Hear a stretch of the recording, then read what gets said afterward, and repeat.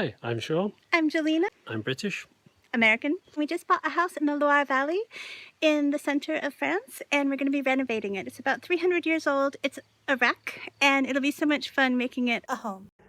Hello. Long time no see. I believe we left you with a cliffhanger and then very rudely never got our next video up. We've been busy working on the rest of the house and finding treasures, which we will show you in the next video. The incredible treasure. It was like 3 different incredible historical treasures we found in the wall just outside of our bedroom, in the stairwell wall, just abandoned there. It's crazy. So you've all just been dying to know what treasures we found in our wall, I am sure. Everybody's idea of treasure is different. And the cool thing is, this one wall outside of our bedroom here, that one wall gave us 3 different treasures. I don't know how it got here. It's crazy. I don't know how any of these things got here actually, but they were all hidden in this one wall. So, one by one, I will show them to you.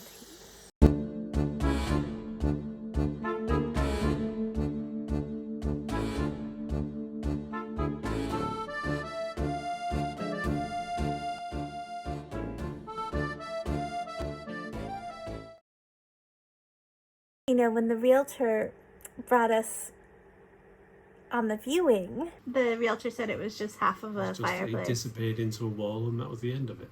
Yeah, so, you know, okay, so half of a fireplace just suspended in the middle of your stairwell. It's like, it's not character, it's just bonkers. The estate agent said the house is full of character and there's a fireplace halfway up the stairs, and we thought we would just have to chisel it away and take it to the dump because it was dangerous. We kept hitting our head on it as we were walking up the stairs, and it was cracked and it was ugly and it was not even complete as far as we knew. It was stuck in our wall, in our stairwell, like halfway between the first floor and the second floor of the house. So it was just like suspended there. And then halfway through, they built a wall. So we just thought it was a lost cause. So we kind of gave up on it for a long time. But then finally, when we were sort of plastering the stairwell and redoing the stairs and stuff, it was just weird to have this big thing sticking out of the wall. So we wanted to get rid of it. For the first year, we were hemming and hawing and deliberating how the hell to get this thing out of our wall. So we asked our neighbour to come round and have a look and explain that if we take the fireplace out of the wall and did some damage between our properties, would he be okay with it? So we had to do a little bit of translating on our apps because it was all in French, and he said yeah, no problem. Which surprised us. Oh, we might demolish one of the walls in your house, is that okay? Yeah, super cool person. Really, really laid back. Knowing that we wouldn't, you know, make an enemy out of our next door neighbor, we just forged ahead. But at the same time, we didn't want the houses to collapse or to have a huge portal between our properties. And lo and behold, we discovered that it was actually intact, and that the other half of it was just very, very, very well hidden.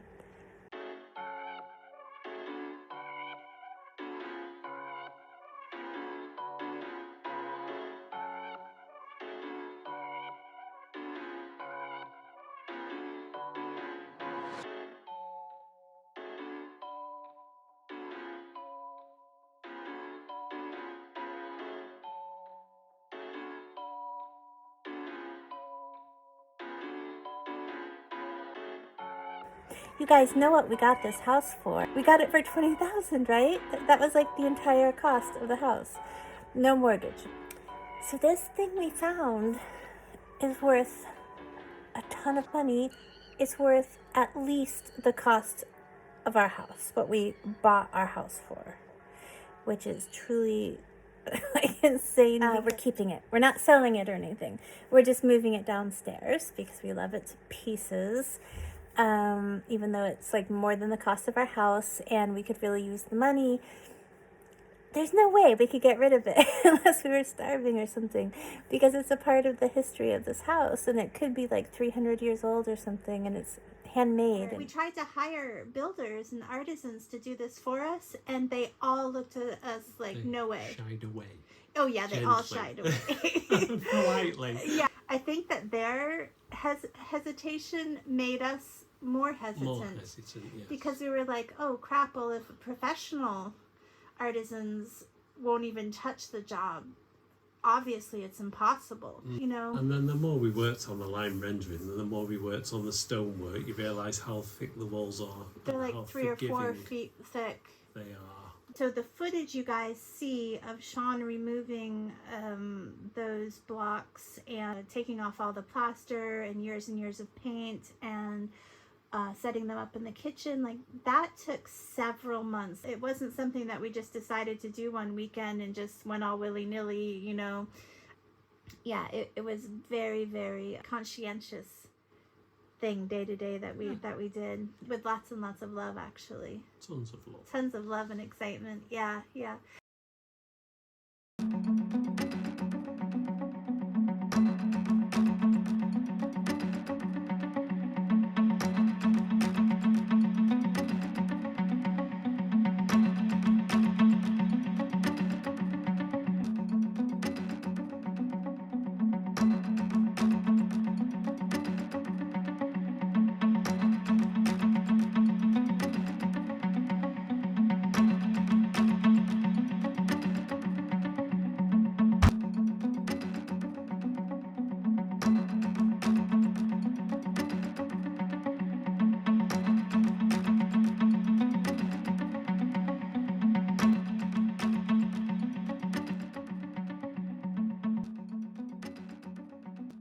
Living dangerously. There isn't any certainty anymore.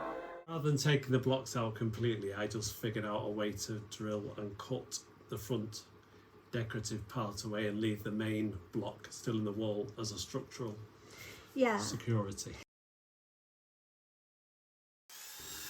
I know it seems kind of crazy, but we're determined to reconstruct this mantelpiece in our kitchen. I'm already decorating it in my mind and cooking dinner in front of it. I'm so psyched. Right, this is the moment where it either shatters or it comes off in one piece. Hopefully. Ready that bit out. I will just ease it gently.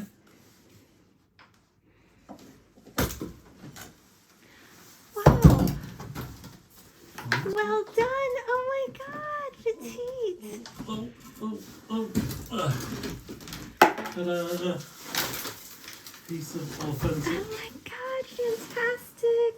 Chateau fireplace.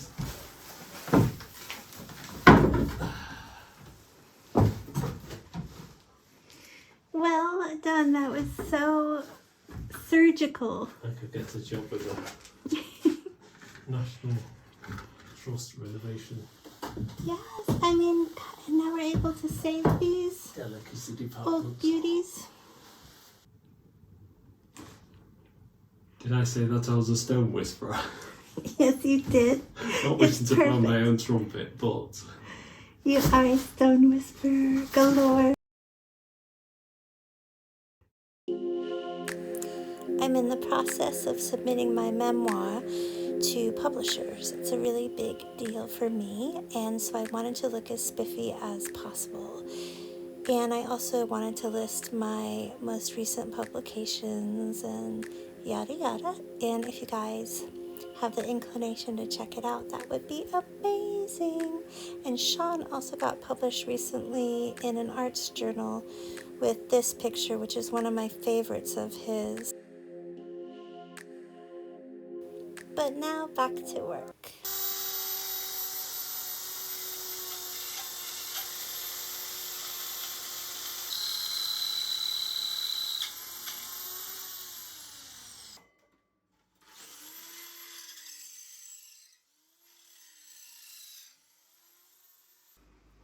Two, one, take two. Wow, I love that little pop. Lose that. sure all this doesn't topple on my toes.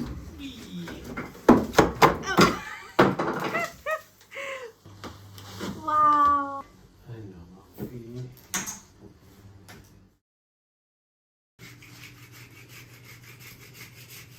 Sculpt the curve. There are curve sculpting instruments. If I may move the scaffold lower.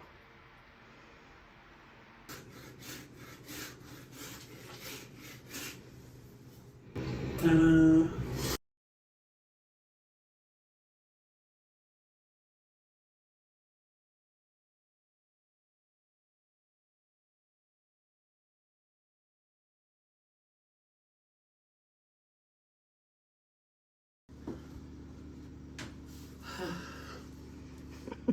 sorry.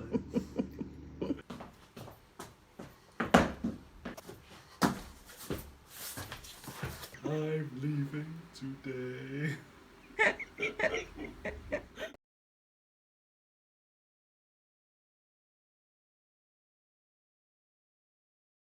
I was just saying, we made this, which is the moulding for our mantelpiece, and we're a piece missing, so I kind of sawed it and scraped it and sandpapered it, and this is a piece I've just cut off. I did that, I did that, I did that, I did that, I did that. Oh, and I did that. So when we took the pieces out and then we finally arranged them on the floor, and we have a jigsaw puzzle. So there's one piece in the corner that we couldn't remove because it was holding up the chimney above.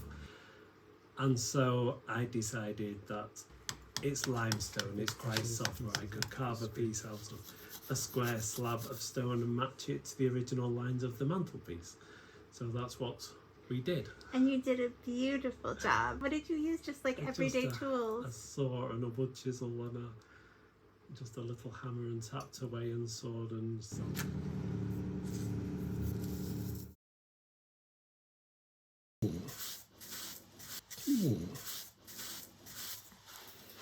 it looks so much nicer too.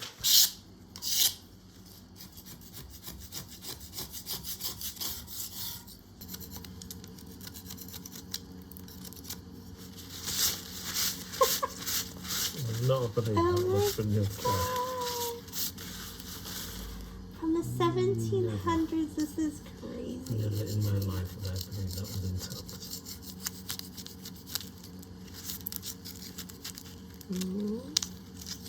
Oh my god! No one's seen this for a very long time. Oh my god, I never would have guessed it would come up so quickly and easily. A little bit up at I'm the so top. happy. We are archaeologists. Yes, archaeologists is our home. So, just to prove how dusty our house is with all the remodeling and renovating, check this out.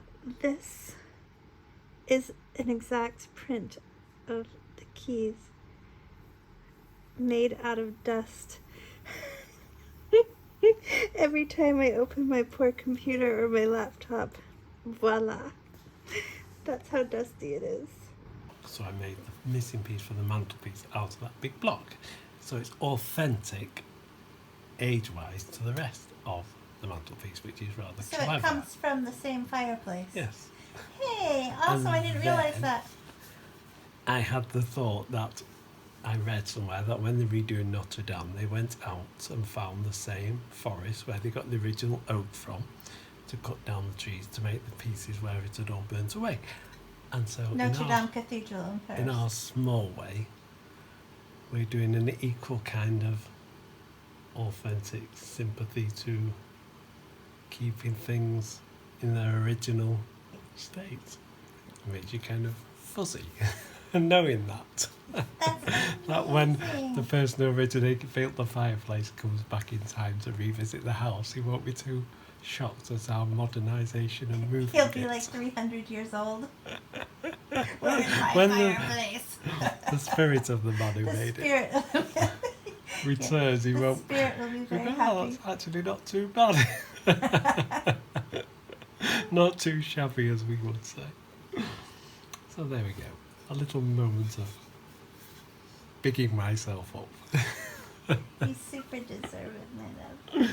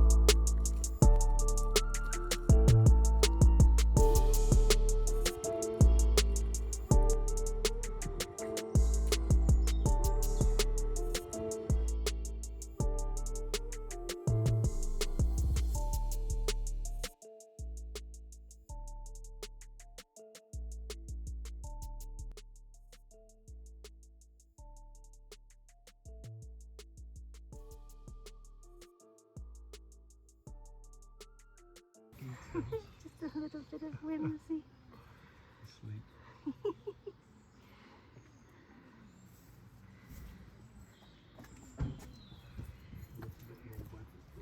And look at the mason's marks. When I first met Jelena in England, she was a student at Oxford studying art history, and we would go to Blackwell's Cafe in the middle of Oxford there and sit on the cushiest sofa we could find, and I would hold up flashcards and help quiz her. You would quiz me on medieval architecture. Yes. Jelena would teach me the difference between Ionic columns and the other ones, because when we look out onto our street we can see columns, and I now know the difference, that the ones with the little quills at the top that look like eyes are Ionic and the other ones are Corinthians. So when we're carving these new pieces for the mantelpiece and studying stonework and finding out about canonical sundials, and there's a great richness that we share between us, isn't there? Well, and it was so cool, you guys, because, you know, Sean's been an electrician and worked on construction sites for decades, and in England, he used to come home from work with bloody fingers that were ripped and torn, and they would be wrapped in blue electrician's tape. And so the poor guy, he would have like sawdust in his hair and rubble in his hair, and all his fingertips would be bandaged. And then he would sit down to play Bach with all these bandaged fingers, and it was just so adorable. And like, so I wrote in my memoir that as his fingertips healed, Bach healed. Oh, very beautiful. I think there's a great analogy there, isn't there? That there is, with Bach, like they say, you can do anything to it. The structure is so sound in all the Bach's music that no matter how amateur or professional you are, you'll find something in there, because the harmonics between the keys, even if you're just piecing them together slowly, they sound beautiful.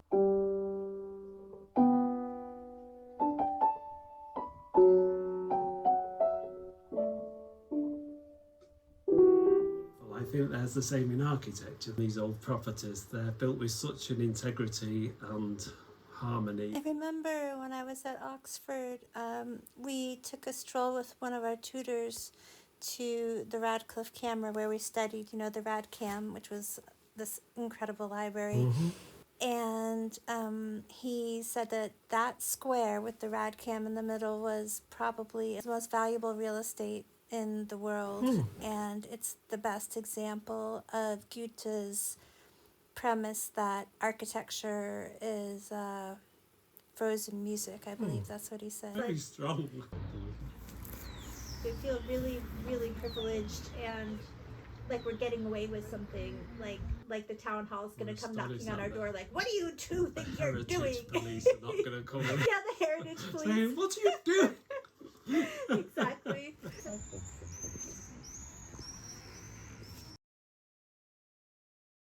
When we were at Funkenville, he said that the only way you can really learn how to do something is to run your hands along it.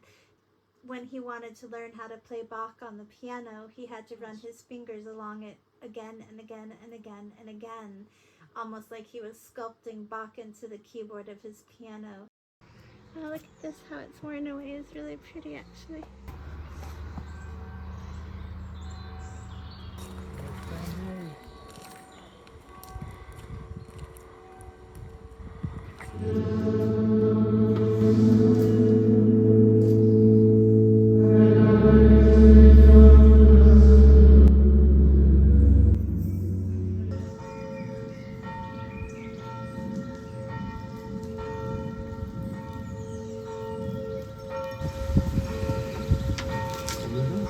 Here we have a beautifully handmade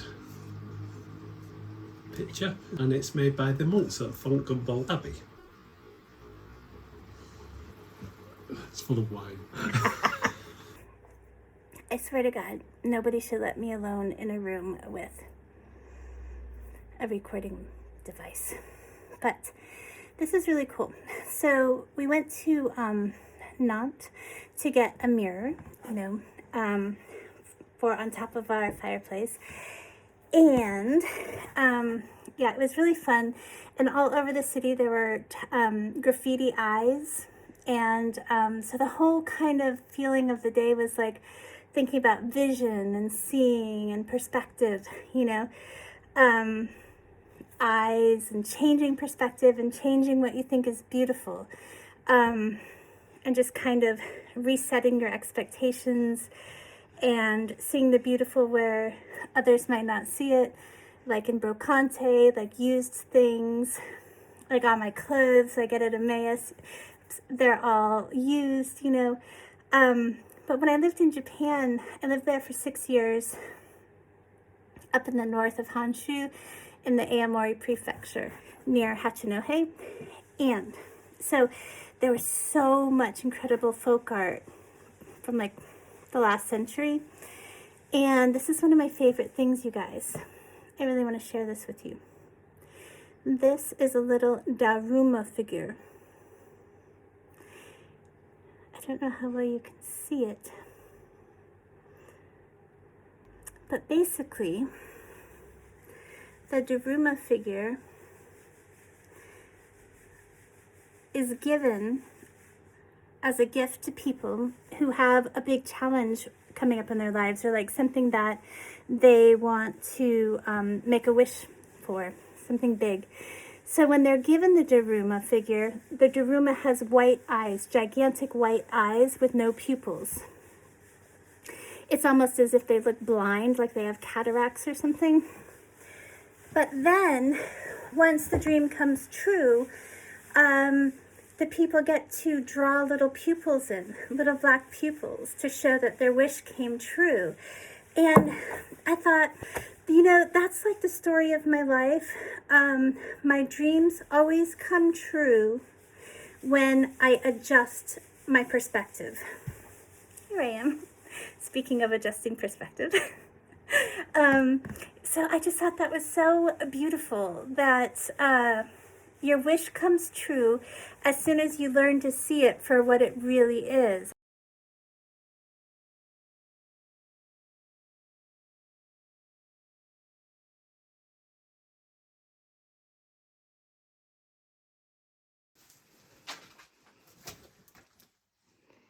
It'll be quite large, actually, when the other one's on there.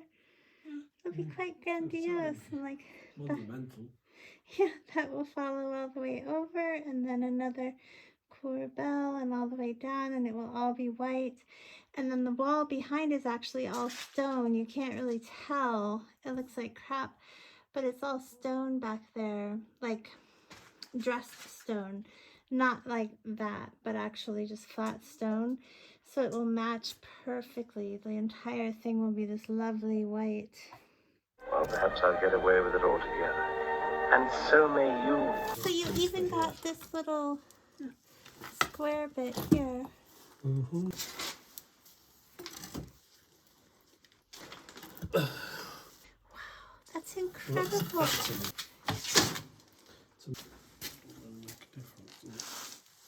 It's coming from. Oh my God, I can't believe it. doing it.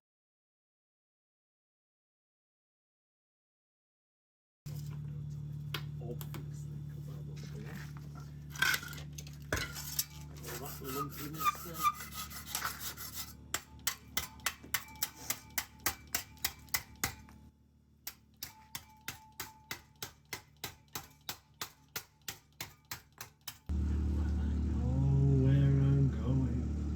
But I don't know. Where I've been.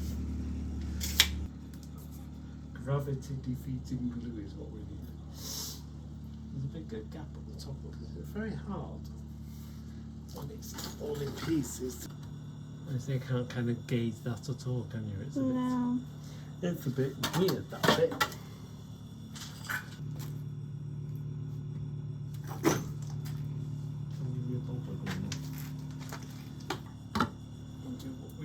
To do. That's not too bad, is it? Simply.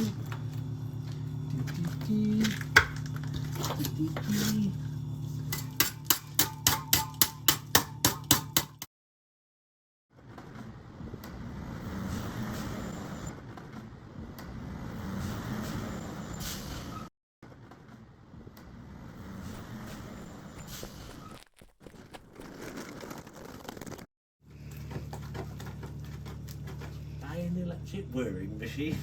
Well, joking. We've got sticks. Sticks and muscles. It's actually my shaving brush. Just wet it a bit first, always helps. And hopefully we can coax it into place. Alley-up.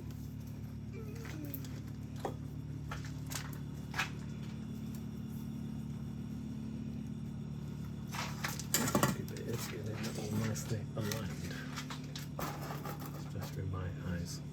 I've managed to piece this piece and try and match the line up with considerable amounts of goo and try to get it square, and hopefully when the glue has dried I can take this stick away and it will stay in place.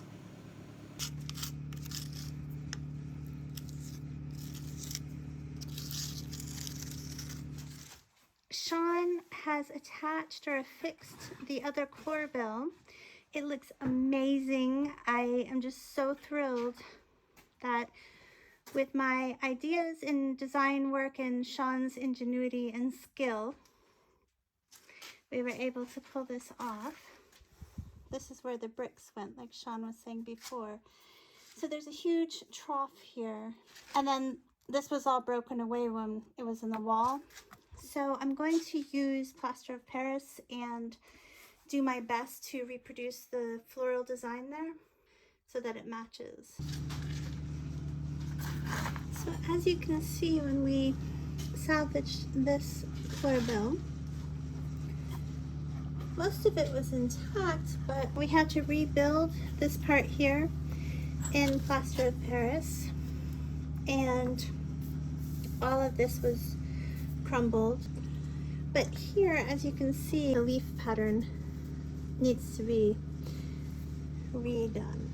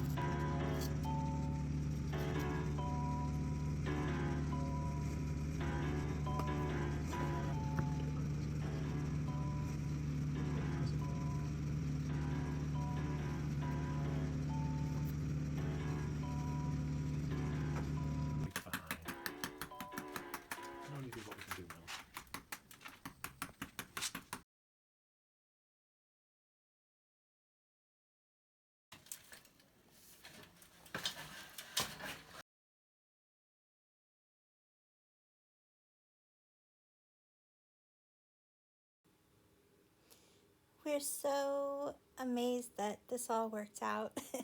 It worked out better than we could have possibly imagined. We still need to apply a lime wash to make the stone the same color throughout and to kind of hide the plaster of Paris. We're also going to make sure that the oven fits snug beneath the mantle without protruding, so that will be really, really pretty, I think.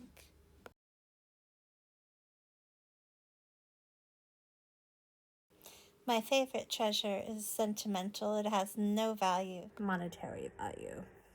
Treasure of the heart. This is a brick that fell out of that wall while we were tearing down a closet above the stairwell. And if you look, this looks like a flower, right? But it is actually a dog print, a dog paw. So hundreds of years ago, the brickyards that made these bricks just like laid them out all over the ground to be dried in the sun. So you can see where a dog walked over it, and you can see his nail, his claws here. Isn't that wonderful? These are pretty common. We actually found a bunch of these in our walls, like cat prints. It's supposed to be good luck. We found a whole bunch of these. What makes this really special, if you look over here, is this. Check it out. This is a bare foot with the little toes of a human. So somebody was walking with their dog in a brickyard one day hundreds of years ago, and their walk together has been immortalized. For this moment in time, they were together and seemingly, I guess, enjoying one another's company, and it just fell out of our wall.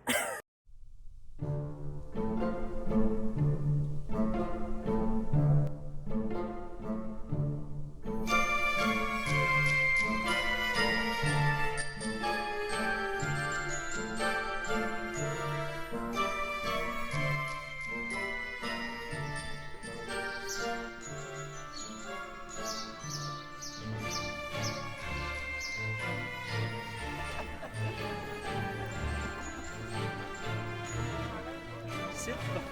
Oh, how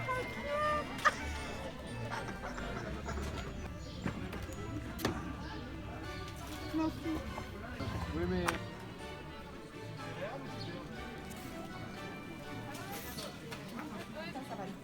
Voilà, c'est ça. Ouais, d'accord. Super. Qu'est-ce que t'entends? Après, là, ça va forcer un peu. So you guys, today I am in our little village, and there's a place called Velotopia, which kind of means bike heaven or bike utopia. And it's so cool because Sean and I decided not to have a car anymore because it just costs so much money, and we're trying to be a little bit more eco-friendly. But then, of course, my bike pooped out and my handlebars were too low and my brakes weren't working. So we were like, this is a really well thought out plan. But then I found out about Pascal and Dottie, these guys here, who are natives here, wonderful French people from the village who volunteer their time to fix people's bikes. And they take donations, but they also, and this is of course Sean, you recognize him. Yeah. Yes, these poor guys are working in freezing cold temperatures today. Yeah, so these are all the bikes they're working on. And so basically you just come and they do your bike, and you can pay money if you like, but really what they're interested in is a circular economy where we all help each other, we all barter our goods and services and time.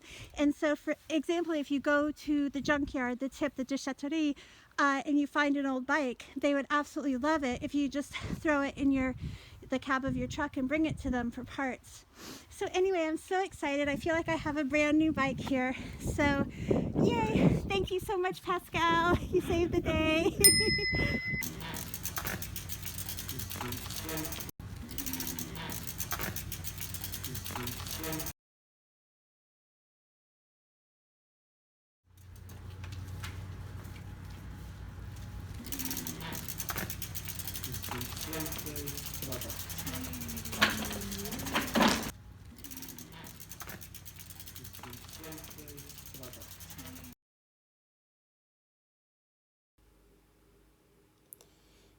we just realized recently that we haven't shown you guys many pictures of our street or the exterior of our house.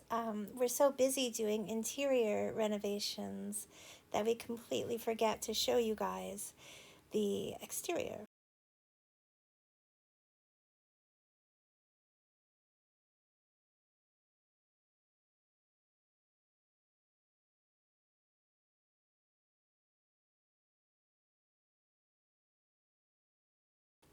And there's a silly goose in the window. Yep.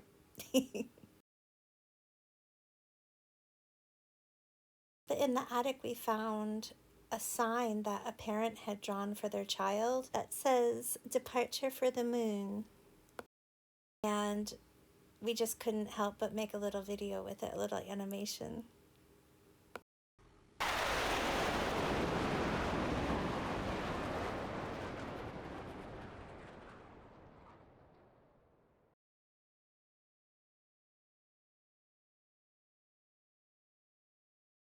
Treasure number 3 is not anything sentimental. It's not anything necessarily beautiful, but it is a huge historical find that might end up in a local museum, like architectural museum, or in a local cathedral or parish church.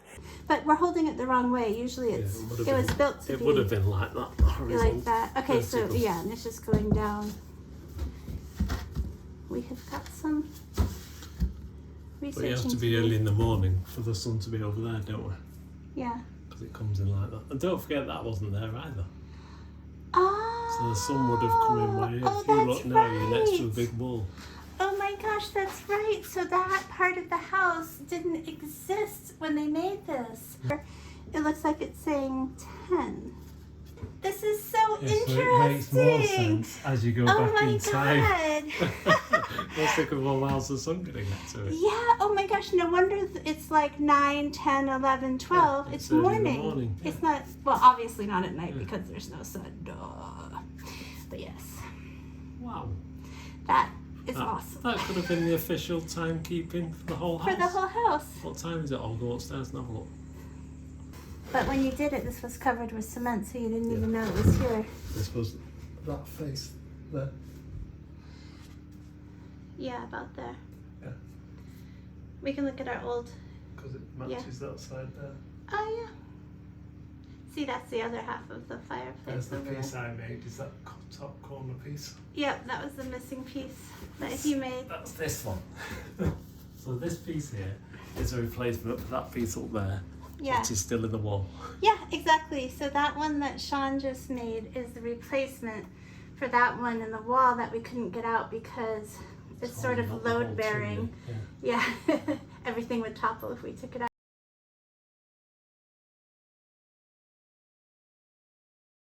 So after reading this wonderful article about scratch dials, we realized that our sundial isn't any ordinary sundial, but an ecclesiastical sundial. And these were really important in the medieval days before they had normal clocks in buildings and houses, because it called everyone in the village to observe the divine offices throughout the day. We spoke with the town hall already. So right now they're just speaking with historians and experts, I believe, and they're going to get back to us and let us know.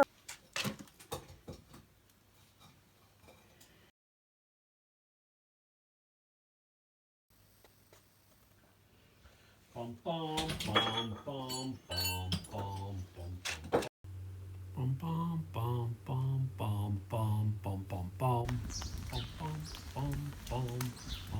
So these are the same flowers. Bum bum bum bum bum bum bum bum bum.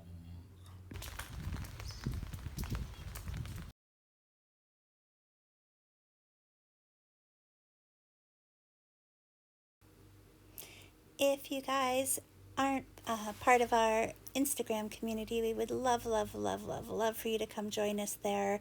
It's a great way to stay in touch when between videos on YouTube, because we post something almost every single day, whether it's our personal lives, French village life, our work on the house, like our writing or our artwork.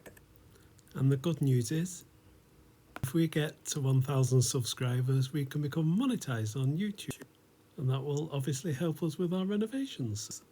So please like and subscribe. We would love that, you guys. We'll be helping our sweet little house so much. Huge thank you to everybody who's been helping this channel by leaving beautiful comments, and we're astonished at how much feedback and encouragement we've got for this little project. Absolute thank you for all that. Thank you to the people who leave vegetables on our windowsill, because we love that. And also we got a very nice message from someone in a village locally who had a lot of tools to give away, and so they donated them to us to help with our work. So you know who you are. A special thank you to you. Look at all this stuff we've got. We've got drills and everything. It's great. We have a hammer on every floor now.